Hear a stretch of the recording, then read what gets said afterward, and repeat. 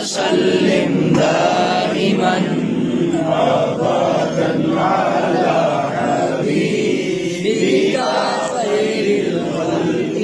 كلهم مولاي صل وسلم دائما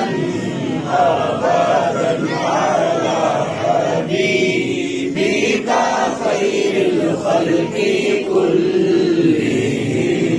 أبدا على حبيبك خير الخلق كلهم بالمصطفى بلغ مقاصدنا يا ربي بالمصطفى بلغ مقاصدنا واغفر لنا ما مضى يا واسع الكرم مولاي صل وسلم دائما أبدا على حبيبك خير الخلق كلهم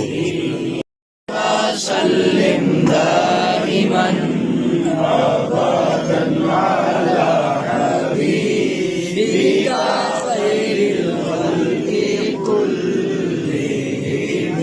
مولاي صل وسلم دائما أبدا على حبيبك خير الخلق كلهم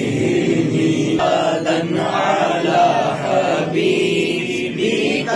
خير الخلق كلهم بالمصطفى بلغ مقاصدنا يا ربي بالمصطفى بلغ مقاصدنا واغفر لنا ما مضى يا واسع الكرم مولاي صل